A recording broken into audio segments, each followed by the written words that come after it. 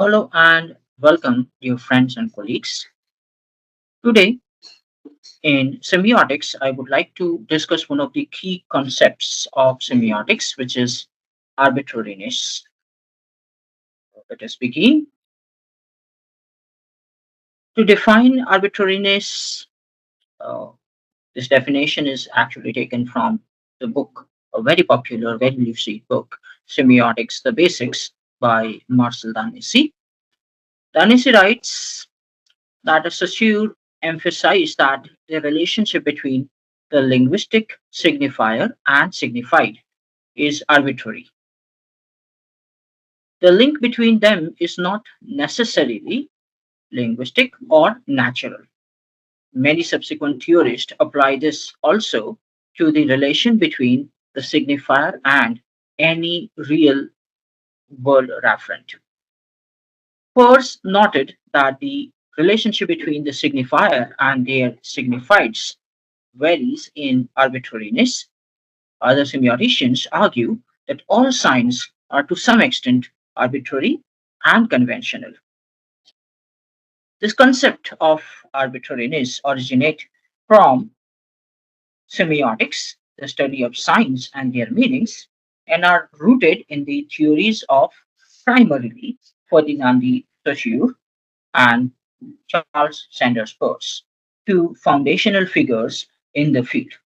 In the subsequent slides, I will try and elaborate upon both these models proposed by Saussure and Peirce and also the views of other semioticians on arbitrariness. So let us begin with Saussure's theory of the linguistic sign. This theory is associated with the arbitrariness of the signifier signified relationship. Ferdinand de Saussure, a Swiss linguist, is often regarded as the founder of modern semiotics and structural linguistics.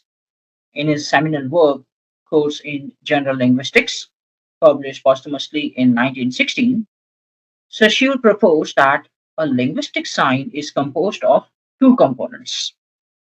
First one, signifier, that is, the form of the sign, such as the sound pattern or written word, is considered signifier. For example, the word tree are spoken or written. The second component is signified, the concept or meaning that the signifier represents. For example, when we speak or write the word or read the word tree, the mental concept of a tree that comes to our mind, that is considered signified. Saussure argued that the relationship between the signifier and the signified is arbitrary, meaning there is no inherent, necessary, or natural connection between the form of the word signifier and the concept it represents, that is signified. For example, the word tree in English, arbre in French, and baum in German all refer to the same concept, a tall, woody plant. But the choice of sounds or letters used in each language is arbitrary. There is nothing about the sound tree that inherently connects it to the concept of tree. The arbitrariness is a product of convention. The link between the signifier and signified is established and through social agreement within a linguistic community. Over time, these conventions become ingrained that they feel natural, but they are not inherently necessary. The implications of Saussure's arbitrariness, the first most important implication is cultural relativity. Since the relationship is arbitrary and conventional, different languages use different signifiers for the same signified, reflecting cultural and historical differences. Second important significance is stability of the meaning. The arbitrary link is stabilized by the linguistic system, that is, lang, which is a structured network of signs defined by their differences from one another. For example, cat is meaningful because it differs from hat or it differs from dog. Third implication is focus on the internal structure. Saussure emphasized the internal relationship between signifier and signified within the linguistic system. Rather than their connection to the external world, this laid the groundwork for structuralism, which studies how meaning is produced within systems of science. The extension to Saussure's theory and to the signifier and the real world reference. Saussure's framework primarily focused on the internal relationship between signifier and signified within language. However, many subsequent theorists extended his ideas of arbitrariness to the relationship between the signifier and the real world referent, the actual object or entity in the world to which the sign refers. For example, I again use the same example. The word tree, which is a signifier, is not only arbitrarily linked to the concept of a tree, that is a signified, but also to the actual physical tree in the real world, that is referred to. There is no inherent reason why the sound tree should refer to that specific object. This extension suggests that language does not directly mirror reality, but is a system of arbitrary conventions that mediate our understanding of the world. This idea became central to post structuralist and postmodernist theorists, which argue that meaning is constructed through language rather than directly reflecting an objective reality. Second important theorist is Charles Sanders Peirce. So we look at Peirce's semiotic theory and his idea of arbitrariness. One of the most important contribution of C.S. Peirce is varying degrees of arbitrariness. Charles Sanders Peirce, an American philosopher and logician, developed a different semiotic framework that complemented and contrasted with Saussure's. Peirce's model of the sign is triadic, consisting of first, the presentment, the form of the sign, so the form that the sign takes, like Saussure signifier. Many theorists also equate representament with the sign itself. Second is object, the thing the sign refers to, like referent in Saussure's extended model. And interpretant, the effect of meaning produced by the sign in the mind of the interpreter. Unlike Saussure, who focused primarily on linguistic signs and their arbitrariness, Peirce proposed that signs vary in their degree of arbitrariness depending on their relationship to their objects. He categorized signs into three types based on the relationship. The first type is called icon, a sign that resembles or imitates its objects.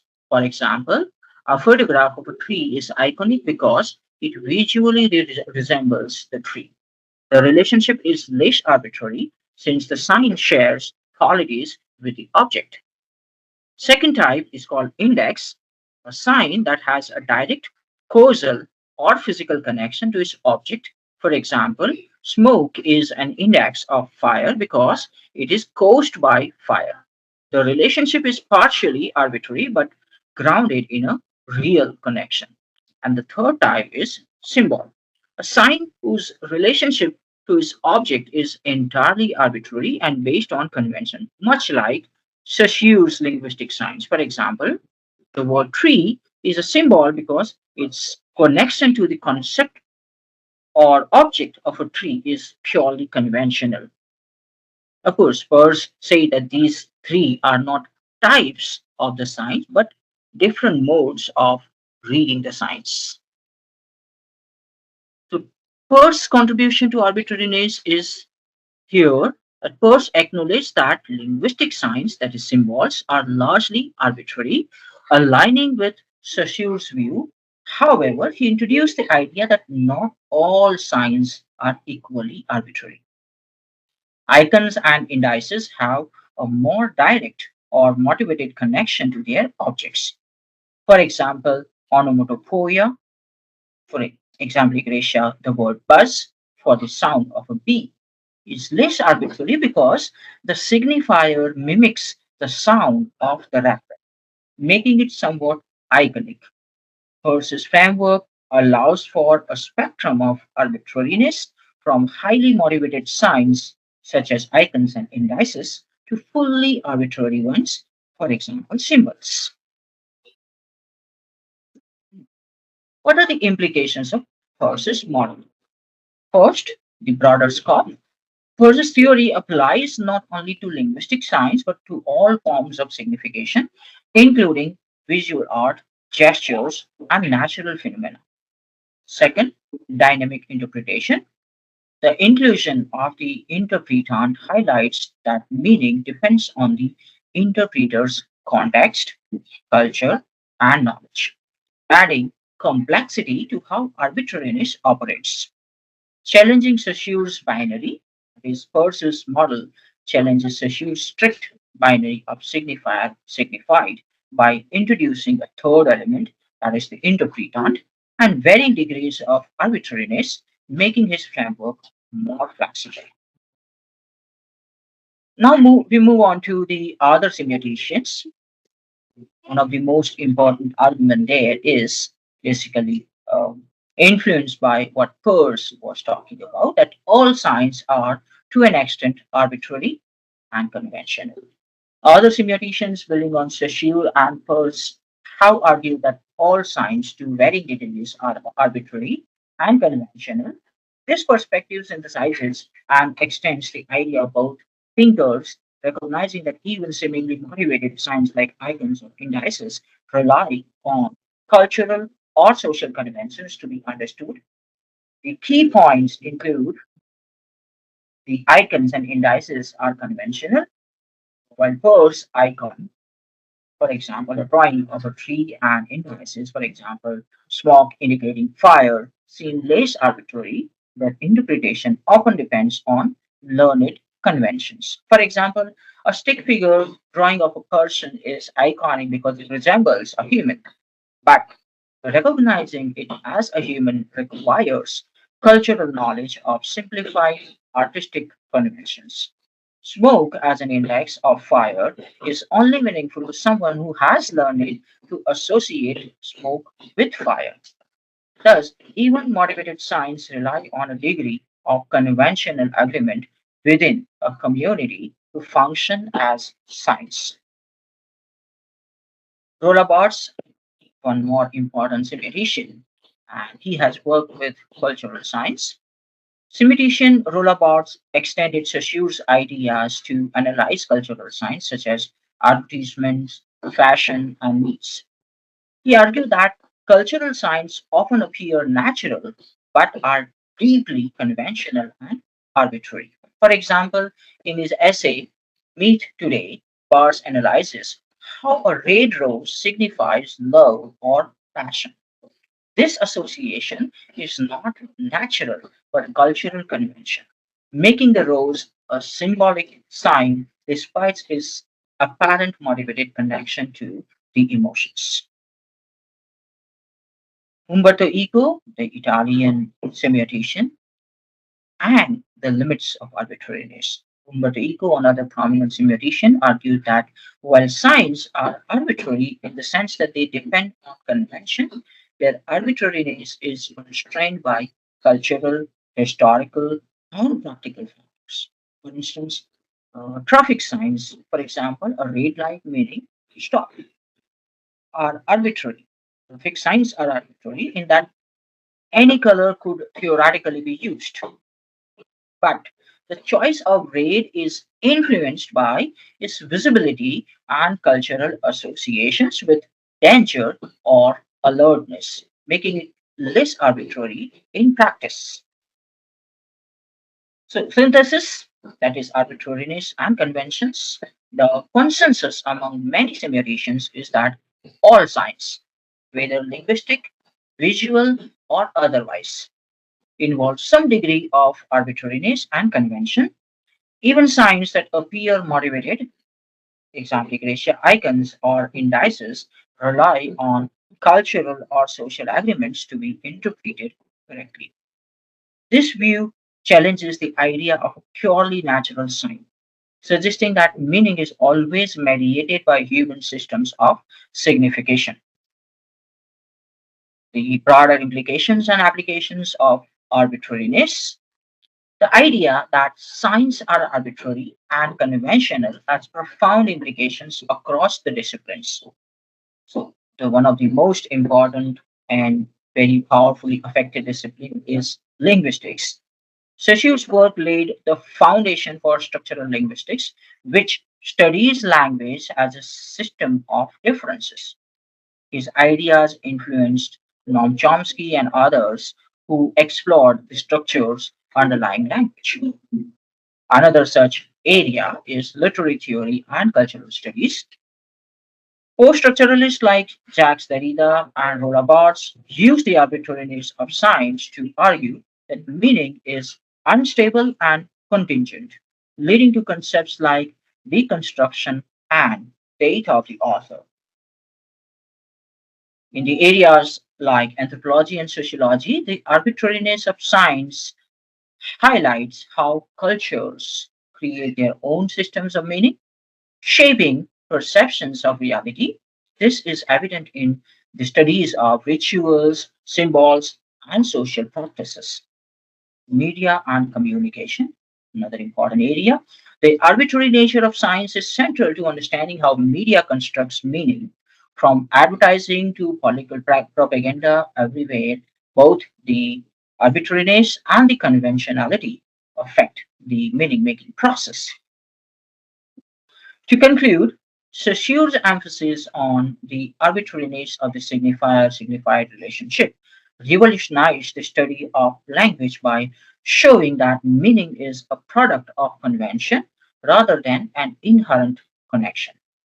Subsequent theorists extended this idea to the relationship between signifiers and real world reference, arguing that language mediates our experience of reality. Peirce's triadic model introduced a spectrum of arbitrariness, acknowledging that some signs, icons, and indices for that matter, are less arbitrary than others, such as symbols. Other semioticians like Barthes and Eco further nuance this by showing that all signs, even seemingly motivated ones, rely on cultural conventions to function. Together, these perspectives reveal the constructed nature of meaning and the central role of social agreement in shaping how we communicate and interpret the world. So that is all from my side. Thank you.